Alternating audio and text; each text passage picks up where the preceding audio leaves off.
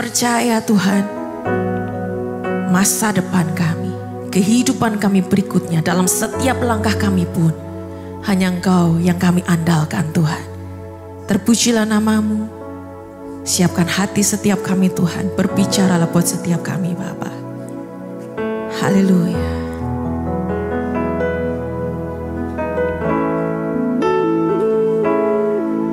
Ku perlu Engkau Yesus, haus jiwaku menantikan-Mu. Ku percaya Kau penuh pengharapanku di dalam-Mu. Katakan ku perlu Engkau Yesus, haus jiwaku menantikan-Mu.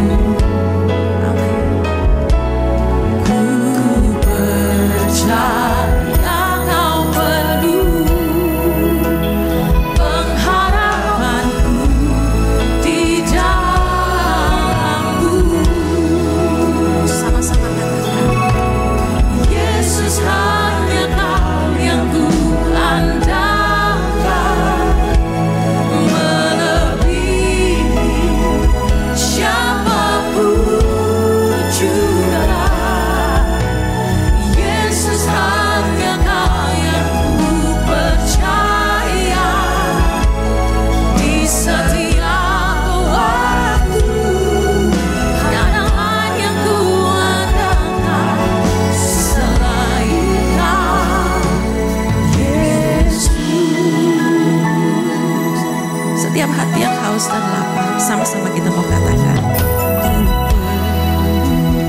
Engkau Yesus, haus jiwaku menantikan-Mu. Kami percaya, ku percaya Kau penuh pengharapanku di dalam.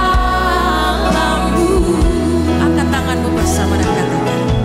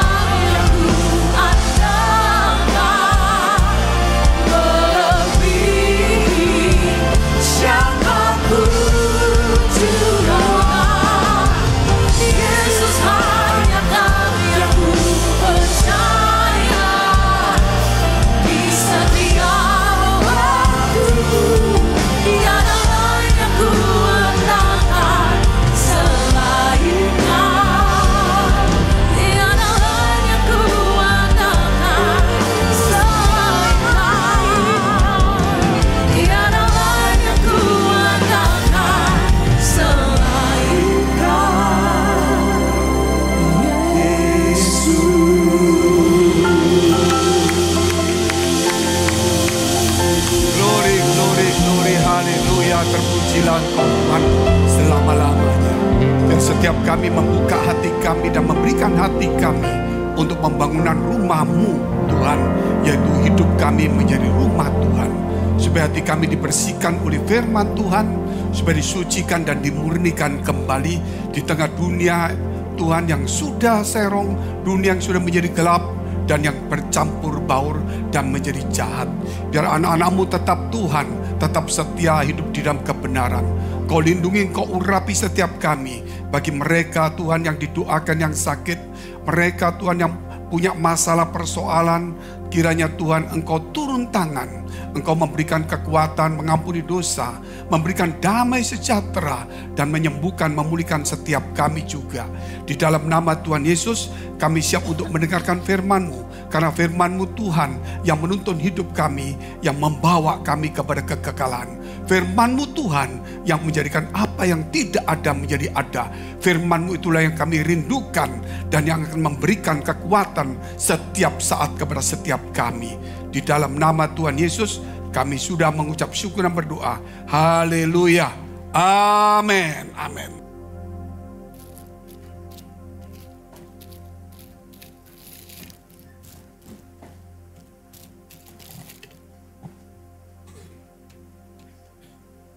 Shalom saudara yang dikasihi Tuhan. Ini adalah akhir dari zaman, atau boleh dikatakan zaman akhir juga. Yaitu kita sudah mendekati waktu kedatangan Tuhan. Sehingga saudara, damai sejahtera itu sudah dicuri oleh iblis atau oleh dunia ini. Sehingga orang-orang percaya kekurangan damai sejahtera, sehingga mereka berselisih, bertengkar, ribut saudara, dan hidup dalam ketakutan dan kekhawatiran. Kenapa? Karena tidak ada damai sejahtera. Rumah tangga menjadi ribut saudara, keluarga menjadi berkelahi, ada uang punya warisan tetap berkelahi. Tidak punya uang juga berkelahi. Kenapa saudara? Kita menjadi terkenal juga bunuh diri. Nggak terkenal stres juga depresi. Semua orang ingin menjadi terkenal saudara. Ingin dipandang, disenangi oleh manusia. Mereka lupa untuk dipuji oleh Tuhan. Kenapa? Karena tidak ada damai sejahtera. Kalau tidak ada damai sejahtera saudara, hidup kita itu menjadi miskin rohani. Kita menjadi orang-orang saudara yang hidupnya susah, yang tidak punya pengharapan dan tidak punya semangat kembali. Saudara lihat gereja mulai bertumbuh begitu banyak. Media khotbah-khotbah di media begitu banyak. Tapi orang tahu tetap saudara, yaitu damai sejahtera itu sudah berkurang atau dicuri. Sebab itu Tuhan katakan, biar damai sejahtera yang kutinggalkan, yang kuberikan kepadamu, bukan damai sejahtera dari dunia. Jikalau kita punya damai sejahtera saudara di akhir zaman ini, maka kita akan menjadi kuat. Dan kita tetap setia, kita tidak tergoncangkan oleh banyak isu gosip dan masalah. Dan kita tidak terlibat di dalam perselisihan dan pertengkaran. Kita hidup di dalam damai, suka mengampuni dan sebagainya. Kita merasa cukup saudara. Kita tidak mau saudara untuk berbicara sesuatu hal yang tamak atau rakus, yang tidak percaya lagi dengan pemeliharaan Tuhan. Sehingga kita mulai merebut punyanya orang, mengejar apa yang bukan hak kita, saudara. Sehingga dunia ini menjadi kacau balau. Ada sebuah kisah orang kaya, saudara, yang diajarkan Tuhan Yesus juga, yang menimbun hartanya begitu banyak. Sehingga dia berkata, cukuplah, jiwaku bersenang-senanglah.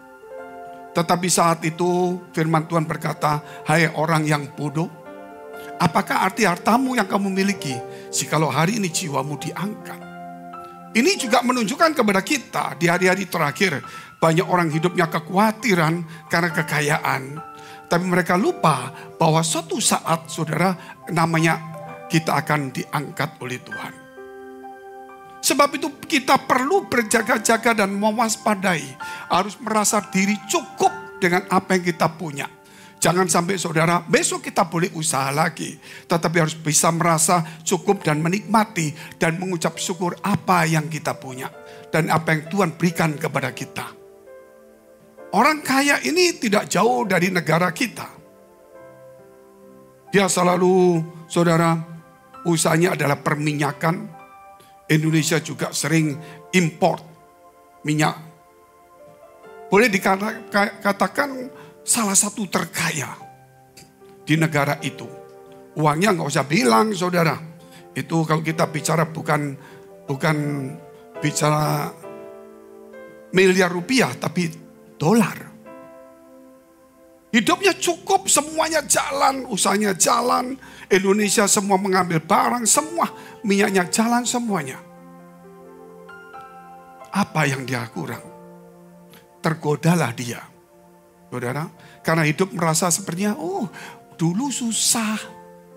Gak ada tantangan-tantangan supaya dapat uang. Begitu dapat uang banyak, hidupnya kosong. Gak ada tantangan lagi, saudara. Karena gak ada damai.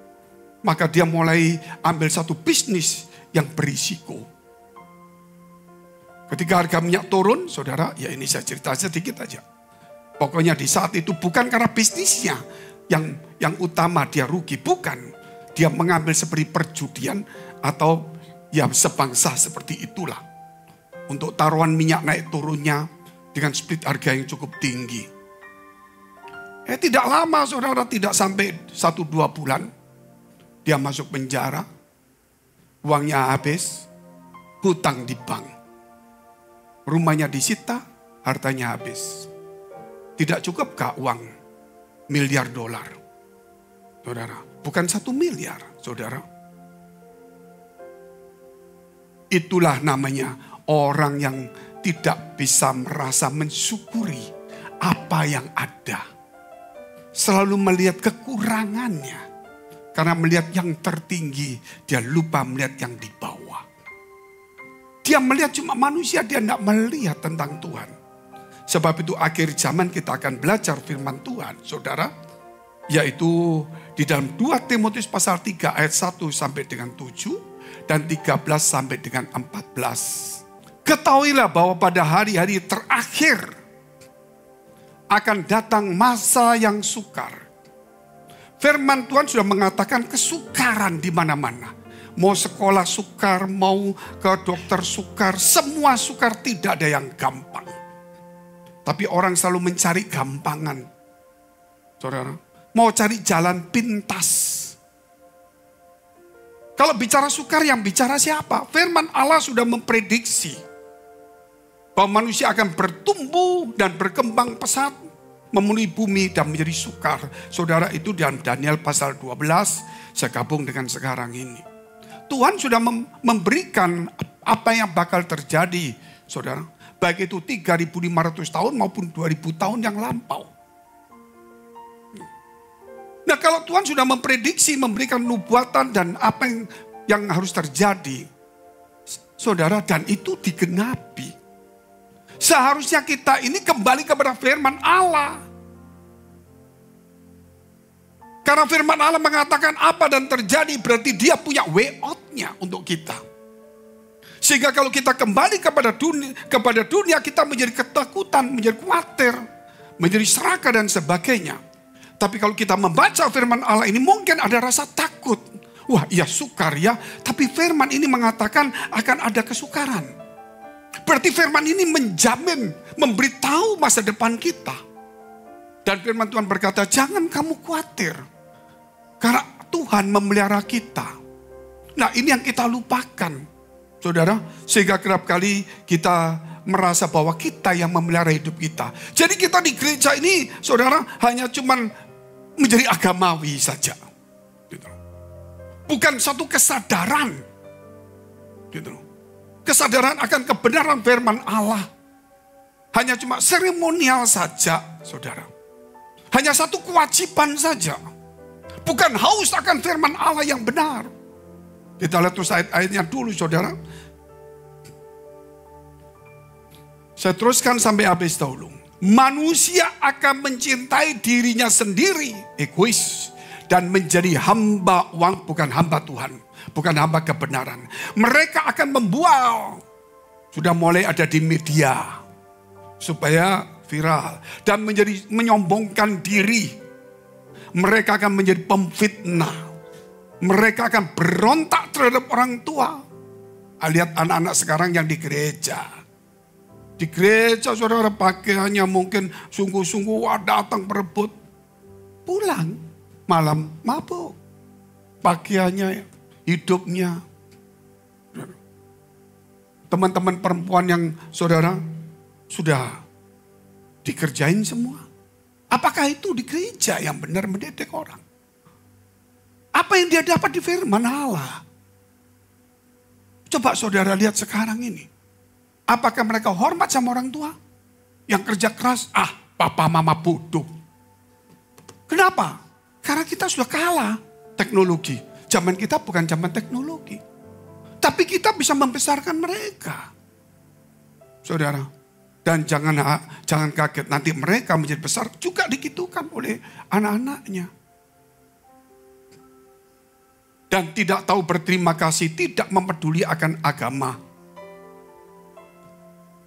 Tidak tahu mengasihi, tidak mau berdamai. Suka menjelekkan orang, tidak dapat mengekang diri, garang. Tidak suka yang baik. Yang buruk yang dikerjakan terus. Tidak tahu, saudara, ya suka mengkhianat. Tidak berpikir panjang. Berlagak tahu lebih menuruti hawa nafsu daripada menuruti Allah. Secara lahiriah, mereka menjalankan ibadah mereka, puasa, doa dan sebagainya. Tetapi pada hakikat intinya, mereka memungkiri kekuatan daripada ibadah dan kebenaran firman Allah itu. Sebab itu jauhilah mereka. Siapakah yang harus kita jauhin? Mereka orang yang berbondong-bondong ke gereja, beribadah, beragama, melakukan agamanya, saudara. Namun memungkiri kebenaran firman Allah. Tidak hidup dalam kebenaran dan kekuatan firman Allah. Itu harus dijauhin. 6. Sebab di antara mereka terdapat orang-orang yang menyelundup ke rumah orang lain dan menjerat perempuan-perempuan yang lemah, yang syarat dengan dosa dan dikuasai oleh berbagai-bagai nafsu. Yang walaupun selalu ingin diajar, namun tidak pernah dapat mengenal kebenaran. 13 dan 14 tentang kebenaran itu. Sedangkan orang jahat dan penipu akan bertambah jahat. Mereka menyesatkan dan disesatkan. Jadi mereka menyesatkan orang dan mereka disesatkan. Tetapi hendaklah engkau tetap berpegang pada kebenaran firman yang telah engkau terima. Dan engkau yakini, yakin enggak? Gitu saudara. Kalau enggak yakin cuman agama percuma. Yakin enggak dengan firman ini? Pegang kalau yakin. Gitu. Kalau belum yakin, ayo baca firman pendalaman Alkitab. Dengan selalu mengingat orang yang telah mengajarkan kepadamu. Mengajarkan. Saudara, bukan memanjakan. Bukan membiarkan. Bukan cuma menyenangkan kita. Tapi mengajarkan kepada kita. Yang lalu sudah saya kasih contoh. Seorang hamba dipasrai anak untuk menjaga anak itu digaji. Dia nggak mau repot. Anak minta apa kasih cepat. Supaya jangan ganggu, dia juga mau lihat TV. Nggak mau repot, terima gaji. Anak itu senang sama dia. Orang tuanya datang, belajar. Makan, bersihkan, saudara. Anak itu tidak suka sama orang tua.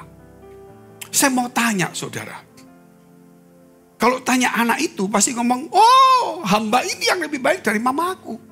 Itu. Tapi kalau kita bicara kebenaran kedewasaan, mana yang lebih mengasihi? Orang tua itu yang lebih mengasihi. Sebab itu kalau kita masih kanak-kanak, kita akan senang dengan orang yang memanjakan kita, saudara. Yang menyenangkan kita tapi tidak mendidik kita. Sehingga kita merasa enak, dimanjakan saudara. Dan kita merasa itu yang benar. Allah kita Allah yang benar, tidak memanjakan kita. Dia mendidik kita dalam waktu yang singkat. Saudara, karena kita pewaris kerajaan surga, bukan bumi saja. Bukan perusahaan kerajaan surga. Apa yang harus kita miliki sifat-sifatnya? Apakah kita mau menjadi egois kembali? Makanya yang pertama saudara, masa sukar. Saudara, jangan terlalu sibuk dengan hal duniawi. Kita sudah beli tiket ke surga. Kita sudah dapat tiket gratis. Anggap aja ini liburan. Saudara, harga tiket melambung tinggi semuanya. Hotel-hotel melambung tinggi. Orang kerja saudara 6 bulan. Begitu berangkat tidak bisa hari biasa. Pasti hari libur. Hari libur berantem semua. Harganya naik 2-3 kali lipat. Makanan serba sulit. Antri tidak karuan. Setelah sampai saudara, capek-capek semua serba mahal. Mungkin pulang juga terpaksa kerja lagi, uang habis. Hanya cuma 3-4 hari atau seminggu liburan. Oke saudara, lakukan itulah mungkin. Tapi waktu pulang di airport, saudara, waktu pulang di airport sudah tahu masa sukar. Orang antri semua. Pulang pada berebut semua, tiket mahal dia sudah tahu. Dia sudah tahu. Makanya dia beli. Dia prepare. Dia pergi ke airport 3 jam sebelumnya. Takut kalau antri panjang. Mungkin 4 jam saudara. Sampai di airport, wah masih sisa 2 jam. Tenang-tenang saudara. Yang satu sibuk. Yang satu lihat shopping. Yang satu cari makanan. Yang satu tidur-tiduran, ngantuk. Tidak terasa, 2 jam telah lewat. Pengumuman tidak didengarnya. Sibuk berbicara. Apa yang terjadi? Tertinggallah oleh pesawat. Kecewa? Ya. Siapa yang salah? Mau nyalakan Tuhan? Dia tahu masa sukar. Kenapa dia tidak berjaga-jaga? Oh saya sudah Pak berangkat datang pagian. Kenapa nggak mau sampai akhir kamu berjaga-jaga? Kalau sampai di pesawat kamu tidur silakan. Itu belum akhir. Orang berjaga-jaga itu sampai kalau mau jaga-jaga dari malam sampai pagi, pas dinas pagi selesai baru selesai pulang tidur. Tapi kalau waktu berjaga-jaga belum selesai jamnya, waktu ngantuk itu salah. Akhirnya saudara dia keluar dari airport, dia beli tiket full 5 hari. Bisnis full. Dia pergi hotel full. Dia cari lagi harganya mahal, makan mahal. Duit gak ada. Siapa yang salah? Itulah satu peringatan untuk kita hari ini di akhir-akhir ini. Kita sudah mendekati akhir saudara. Gitu. Jangan sibuk terlalu banyak, jangan bicara hal yang terlalu banyak yang tidak perlu. Saudara. Kita lebih baik fokus saudara. Tiket yang sudah kita dapat, pastikan kita naik di pesawat yang tepat. Karena kita ini bukan saudara mau datang, kita mau pulang. Kalau kita mau datang kita batal, gak masalah, kita masih pulang ke rumah. Ini kita bukan datang kan kita mau pulang. Yaitu kita hidup kita ini saudara bukan datang ke dunia tapi kembali ke surga. Kalau kita datang di dunia kita mau membekali uang emas perak semuanya oke, sertifikat. Persoalannya kita ini akan kembali. Apa yang kita harus bawa? Oleh karena itu satu masa yang sukar harus kita pikirkan. Kita harus kembali kepada peringatan ajaran Tuhan itu secara benar. Jikalau tidak saudara. Di zaman yang sukar ini orang sudah kehilangan akal sehatnya. Sudah jauh daripada kebenaran saudara. Mau jalannya jalan potong, jalan pintas. Akhirnya saudara nipu orang, spekulasi terlalu tinggi.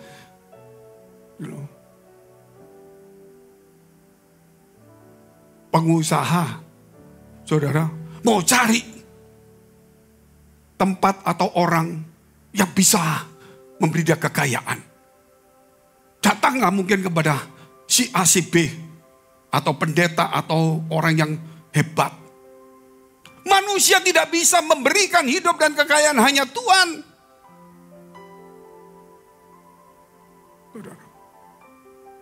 Akhirnya saudara, jalan pintas. Pikir Tuhan bisa memberi kekayaan. Akhirnya buka gereja supaya kaya. Pelayanan menjadi mata pencarian. Khotbah bukan satu bicara kebenaran. Menyenangkan telinga manusia, bukan menyenangkan Tuhan. Kita senang-senang menyenangkan telinga manusia. Padahal kita itu adalah hamba Tuhan, harus menyenangkan Tuhan, bukan manusia. Saudara, di akhir zaman, saudara, orang akan mendengar berita yang menyenangkan telinga, yang gosip-gosip. Yang benar itu sudah paten, tidak perlu dipikir lagi. Dipikir begitu. Nah ini saudara, kita harus kembali kepada way out, yaitu kebenaran yang berkata masa yang sukar. Jauhi apa saudara? Jauhi tadi yang dikatakan egois, menjadi hamba uang tapi menjadi hamba Tuhan lah. Egois belajar untuk belas kasihan. Amin. Jangan egois lagi. Egois menjadi serakah, rakus akan mati saudara. Makanya kalau kita mau lihat firman Allah, kita lihat juga bisa. Saudara, saya tambahi satu firman Tuhan, yaitu Matius 8 ayat 13. Matius 8 ayat 13. Lalu Yesus berkata kepada perwira itu, pulanglah dan jadilah kepadamu seperti yang engkau percaya. Maka pada saat itu juga sembuhlah hambanya. Saudara, dia percaya saudara. Apa yang dia percaya yaitu mengandalkan Tuhan. Amin.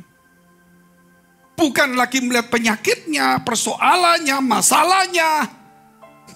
Saudara, masalahnya ribut ke sana sini, dia kembali kepada way out itu sendiri. Yesus itu sumber kehidupan dan sumber segalanya. Masihkah kita ini saudara tidak mau mengandalkan Tuhan lagi? Kalau kita sekarang yang sudah ada umur, yang sudah rumah tangga, kalau tidak memberi contoh kepada yang muda lebih buruk dari kita satu hari. Mau tidak mau kita harus belajar untuk mengekang diri kita sendiri. Walaupun kita belum mencapai iman seperti itu. Kita masih tahu tapi belum mampu seperti itu. Tapi kita menguasai diri. Supaya jangan jadi batu sandungan. Saudara, kenapa? Bapak kan senang, aku masih senang dunia. Gitu. Tetapi kenapa gitu? Aku belajar firman Allah tapi belum kuat untuk melakukan firman Allah. Aku rindu untuk melakukan firman Allah. Tapi aku juga masih ada dunia ini gimana. Tapi lihat anak-anakku yang gak karuan. Mau tidak mau. Aku harus memberi contoh pada dia. Sakit rasanya hatiku. Kenapa sakit? Karena dia belum mampunya kekuatan untuk melakukan firman Allah. Dia masih cinta dunia.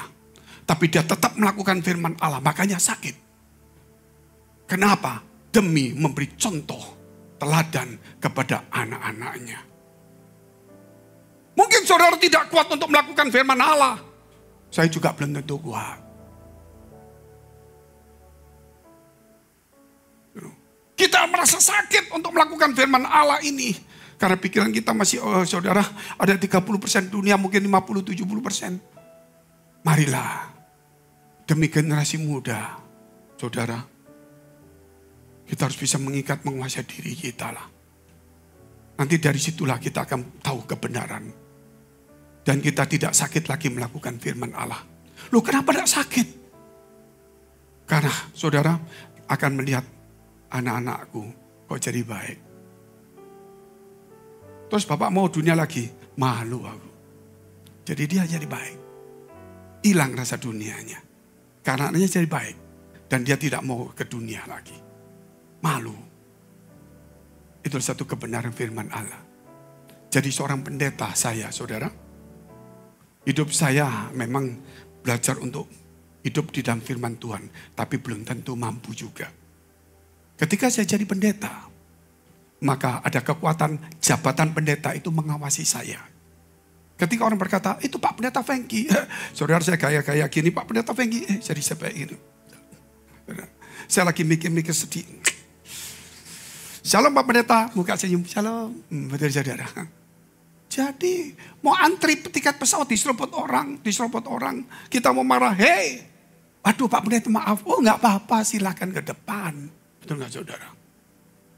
Pendeta itu membantu kita untuk menjaga kita. Tapi sekarang pendeta itu membantu kita untuk menjadi jahat. Dengan jabatan pendeta, so kita mengelabui orang-orang, tadi dikatakan ayat 67. Menyelundup ke rumah-rumah orang yang lemah imannya.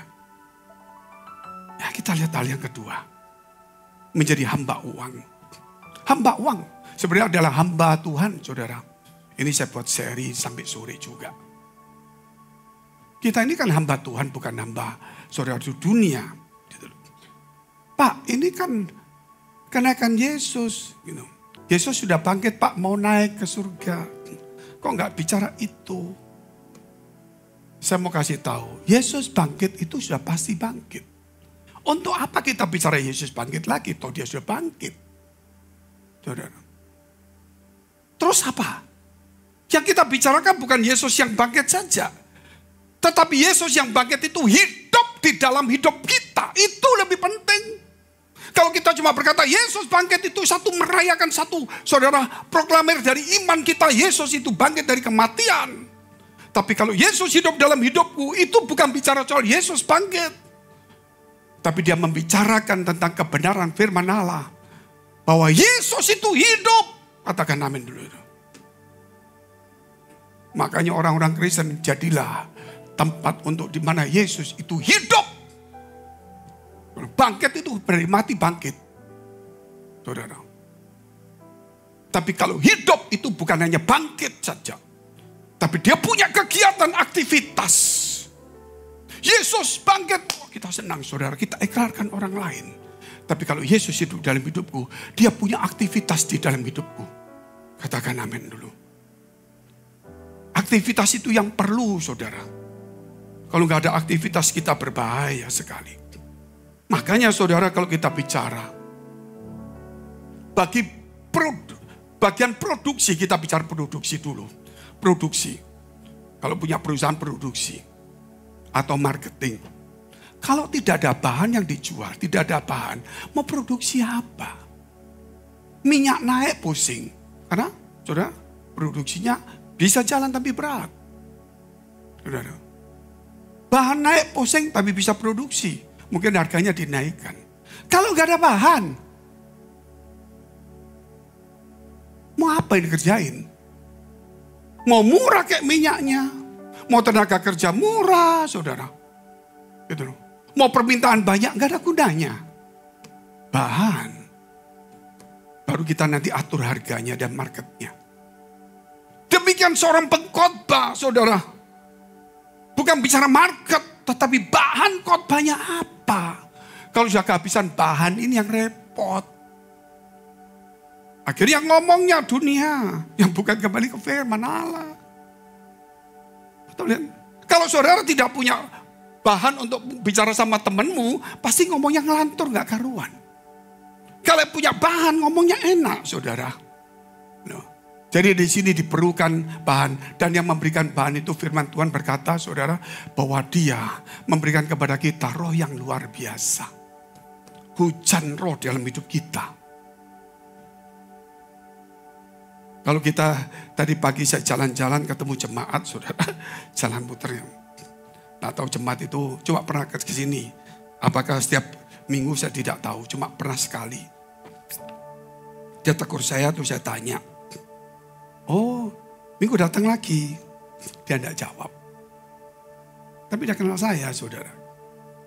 Saya jalan-jalan, saya buka Alkitab sebentar jalan. Saya lihat, waduh. Habis hujan enak sekali. Rumput itu hijau, semua pohon itu segar sekali. Hati kita ini sudah menjadi kering. Kita membutuhkan hujan roh dalam Tuhan, dari Tuhan. Supaya kita kembali lagi hijau, segar, penuh dengan damai. Sehingga kita bukan lagi menjadi hamba manusia, hamba dunia, hamba uang. Tapi menjadi hamba Tuhan, saudara. Sehingga ada damai sejahtera. Kita punya bahan. Kenapa punya bahan? Karena kita dapat firman Tuhan. Sehingga kalau kita nggak punya bahan, ambil bahan orang lain.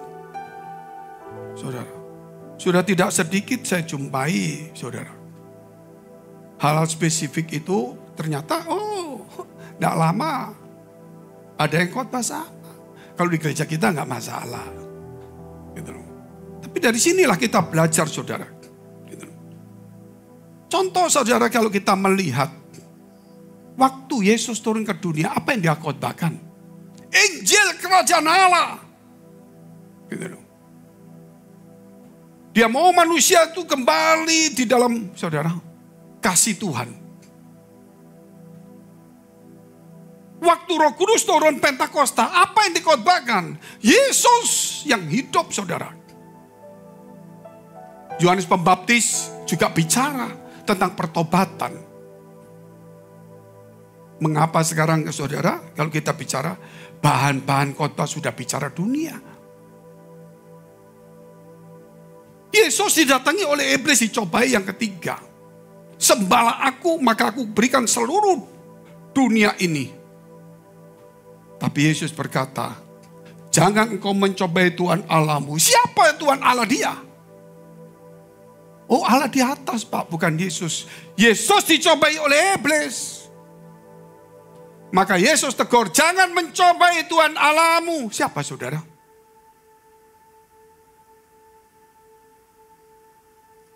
Dia itu. Hendaklah engkau beribadah dan mengabdi. Itu yang benar. Bukan hanya beribadah namun mengabdi. Tidak bicara soal kekayaan. Tidak bicara soal uang. Saudara, karena iblis menawarkan. Tetapi saudara, Tuhan itu punya segala-galanya. Karena iblis hanya punya satu, yaitu kekayaan yang disorkan manusia. Kalau Tuhan itu bukan hanya kekayaan, kehidupan. Sehingga orang yang rendah hati takut akan Tuhan, saudara, maka bukan diberi kekayaan saja. Diberikan kemuliaan umur panjang. Amin. Nah, kalau kita datang sama setan dikasih cuman uang, tapi tidak pernah diberikan kemuliaan, kebenaran hidup, panjang umur. Masihkah kita mau cari iblis dunia yang bisa memberi kepada kita kekayaan? Saudara, Tuhan yang bisa memberi segala-galanya. Yang terakhir kita lihat, yaitu saudara, jadilah hamba Tuhan, bukan hamba manusia. Jangan mencintai dirimu sendiri. Ya. Belajar untuk mengasihi sesama dan mengasihi Tuhan. Kalau kita lihat, saudara, banyak sekarang pengusaha-pengusaha, saya lihat ini ya, banyak punya hati sebagai seorang hamba Tuhan pendeta. Banyak. Tetapi tidak sedikit pendeta yang berhati pengusaha. Dia tidak merubah jadi pengusaha, tapi berhati pengusaha. Tapi pengusaha tidak pernah jadi pendeta mungkin. Tapi dia punya hati seorang hamba Tuhan pendeta. Di manakah kebenaran itu sekarang? Yang menyampaikan firman Allah, hatinya hati pengusaha. Yang mendengar firman Allah, hatinya hati hamba. Jadi bingung. Sebab itu, saudara, kebenaran harus tetap kebenaran, tidak bisa tidak. Ingat, saudara, saya kasih tutup yang terakhir. Yesus ketika masuk ke bait Allah, apa yang terjadi? Mau masuk rumah Tuhan? Ya. Bayar satu orang 1 dirham. 2 orang 2 dirham. Yesus berkata, ketemu Tuhan kok bayar? Padahal dia yang punya juga. Terus, daripada kita menjadi batu sandungan, sebenarnya kita nggak perlu bayar. Pancinglah ikan, tangkaplah ikan yang pertama, buka mulutnya. Ada 2 mata uang di situ. Bayar untuk engkau dan saya. Yesus tetap membayar. Bukan karena harus membayar. Karena supaya tidak menjadi batu sandungan. Seharusnya gereja, saudara, itu tempat orang mencari Tuhan. Tidak boleh menghalangi, saudara, dengan hal-hal yang sukar. dengan membebani banyak hal-hal kepada jemaat. Karena jemaat datang mencari Tuhan karena bebannya terlalu banyak. Dan Tuhan berkata, marilah kepadaku semua yang letih lesu dan berbeban berat. Aku akan memberikan kelegaan kepadamu. Dia datang di gereja, diberi beban. Tuhan ingin angkat bebanmu hari ini. Mari kita bangkit berdiri. Biar firman Tuhan ini Tuhan menyegarkan kami. Menyadarkan kami semua, mengingatkan kami semua. Biar kebenaran itu tidak terbalik. Tapi kebenaran itu Tuhan menjadi pedang bermata dua. Baik yang berbicara maupun yang mendengar. Tuhan, kami tahu zaman yang sukar. Kesukaran selalu begitu sulitnya. Tetapi Engkau yang mengatakannya. Engkau tahu dan Engkaulah jalan keluarnya. Sebab itu kami mau menaruh harapan kami kepada Engkau. Jauhkan dari hati kami yang tidak ada damai sejahtera. Berikanlah hujan Roh-Mu. Karena hati kami yang kering. Sehingga kami tahu Yesus bangkit, Yesus mati bangkit demi dosa kami. Tapi kami tidak pernah hidup bersama dengan Yesus. Yesus tidak hidup dalam kehidupan kami. Tidak beraktivitas di dalam hidup kami. Kami hanya menjalankan agamawi kami. Tuhan, tolonglah kami semua di tempat ini. Umat-Mu punya beban begitu banyak sekali. Engkau ingin mengangkat beban mereka. Biar hari ini beban mereka boleh diangkat. Biar gereja-Mu, firman-Mu tidak membebani kepada mereka. Tetapi mengangkat segala beban kami semuanya. Berikan damai sejahtera itu kembali dalam hidup kami. Berikan kebenaran itu Tuhan, walaupun sakit kami harus lakukan. Mungkin kami tidak kuat melakukannya. Mungkin kami belum mampu melakukannya. Tapi demi generasi muda, demi anak-anak kami yang masih muda, kami harus memberi contoh. Walaupun sakit, Tuhan, karena firman-Mu mengajar kepada kami, supaya kami boleh mendidik diri kami di zaman akhir ini. Di dalam nama Tuhan Yesus.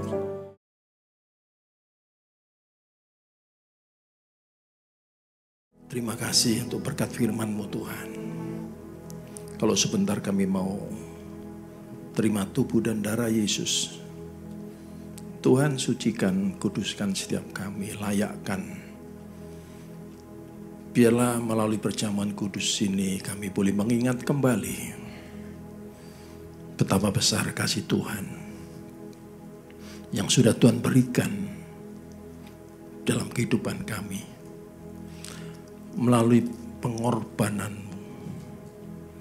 dicaci maki, dicemeti, dicemooh, diludahi, bahkan mati di kayu salib. Engkau berikan semuanya untuk hidup kami. Bersyukur dan terima kasih Tuhan. Sekali lagi, sucikan, layakkan setiap kami. Mari saudara, angkat roti di atas kepala saudara. Saya akan bacakan firman Tuhan untuk saudara. Dan kita akan makan dan minum bersama. Biarlah roti ini dimateraikan sebagai tubuh darah Yesus. Biarlah anggur ini dimateraikan sebagai darah Yesus. Sebab apa yang telah aku teruskan kepadamu, telah aku terima dari Tuhan. Yaitu bahwa Tuhan Yesus pada malam waktu ia diserahkan, mengambil roti. Dan sesudah itu ia mengucap syukur atasnya. Ia memecah-mecahkannya dan berkata, inilah tubuhku yang diserahkan bagi kamu. Perbuatlah ini menjadi peringatan akan aku. Bukankah roti yang kita pecah-pecahkan adalah persekutuan dengan tubuh Kristus? Amin. Dalam nama Yesus.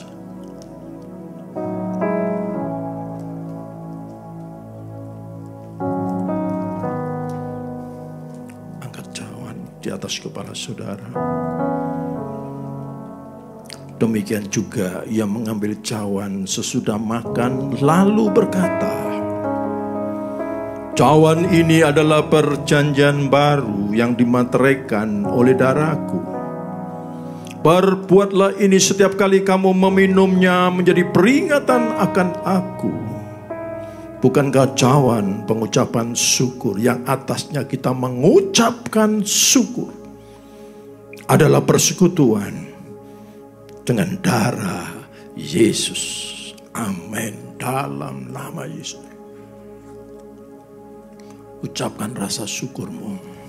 Sembah Dia dengan segenap hatimu. Oh, haleluya. Aku bersyukur kepadamu Tuhan. Aku bersyukur.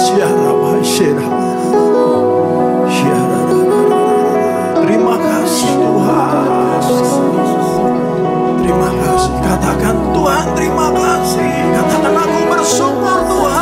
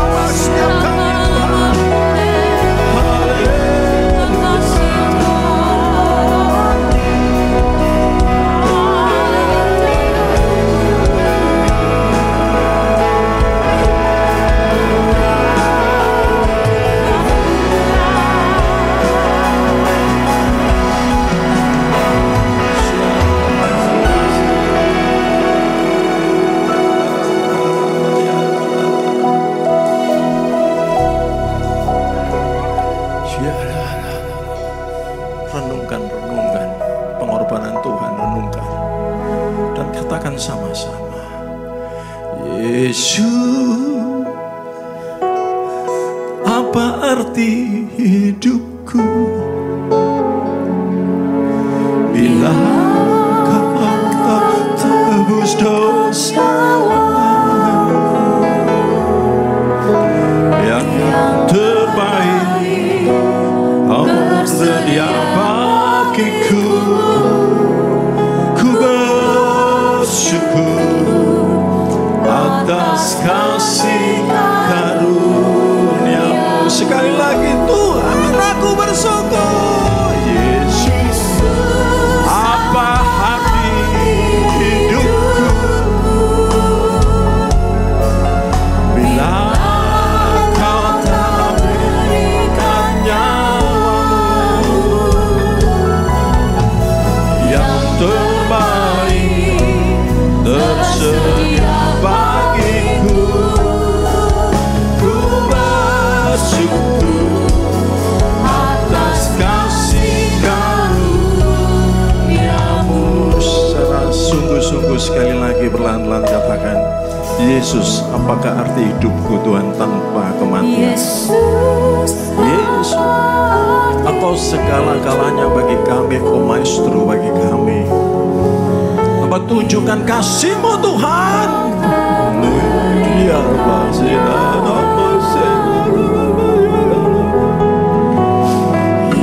Terbaik tersedia bagiku. Ku bersyukur atas kasih karunia-Mu. Ku bersyukur atas kasih karunia-Mu Tuhan. Ku bersyukur atas kasih karunia-Mu.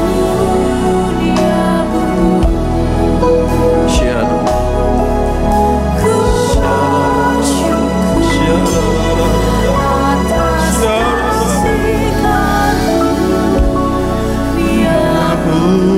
Tepuk tangan yang mulia buat Tuhan.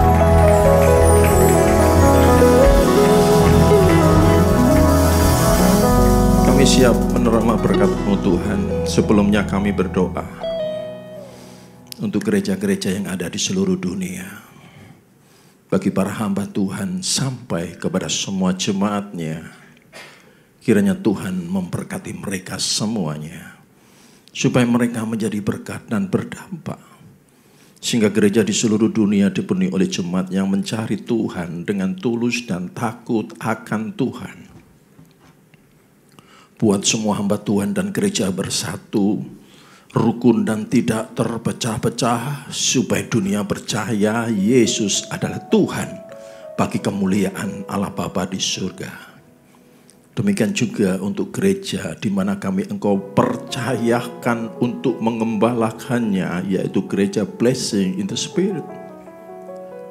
Tuhan, kami juga berdoa untuk persembahan dari jemaat dan umat-Mu. Kiranya menjadi dupa yang harum di hadapan Tuhan. Dan biarlah persembahan ini berkenan kepada Tuhan sebagaimana persembahan Habel.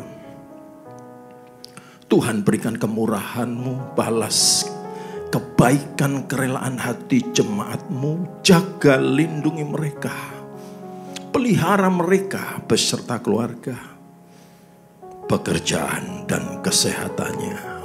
Mari saudara dekapkan tangan di dada. Terima berkat itu pasti. Tapi senantiasa gereja mengingatkan kepada saudara, tetaplah jaga hatimu saat berkat itu turun memenuhi kehidupan saudara. Oleh sebab itu firman Tuhan berkata, jagalah hatimu dengan segala kewaspadaan, karena dari sanalah terpancar kehidupan. Jemaatnya dikasihi Tuhan, pulanglah. Jadilah berkat. Dan terimalah berkat rahmat anugerah sukacita damai sejahtera dari Allah Bapa di surga. Di dalam putra tunggalnya Yesus Kristus yang telah mati bagi dosa kita. Dan bangkit pada hari yang ketiga. Sehingga kita menyembah Tuhan Allah yang hidup dan iman kita bukan kepada Tuhan yang mati. Dia naik ke surga menyediakan rumah bagi kita. Sehingga kita punya pengharapan yang pasti. Dia akan datang kembali untuk kedua kalinya, menjemput gereja dan umatnya yang berjaga-jaga, kudus, dewasa, bijaksana, serta menghakimi dunia. Dan di dalam persekutuannya dengan rohnya yang kudus, yang membuat hati kita berkobar-kobar, roh kita menyala-nyala di dalam kasih semula. Roh Kudus yang menghibur, menguatkan, memelihara, menginsapkan, menuntun dan memimpin kita kepada kebenaran dan kekudusan, serta menjadi saksi Kristus mulai hari ini sampai selama-lamanya. Kita tutup dengan doa Bapa kami bersama-sama. Bapa kami yang ada di dalam surga, kuduskanlah nama-Mu, datanglah kerajaan-Mu, jadilah kehendak-Mu di bumi seperti di surga. Berikanlah kami pada hari ini makan kami yang secukupnya. Dan ampunilah kami akan kesalahan kami seperti kami juga mengampuni orang yang bersalah kepada kami. Dan janganlah membawa kami ke dalam pencobaan, tetapi lepaskanlah kami daripada yang jahat. Karena Engkau lah yang punya kerajaan dan kuasa dan kemuliaan sampai selama-lamanya. Sama-sama berkata, amin. Tuhan Yesus memberkati. Silakan duduk Bapak Ibu Saudara.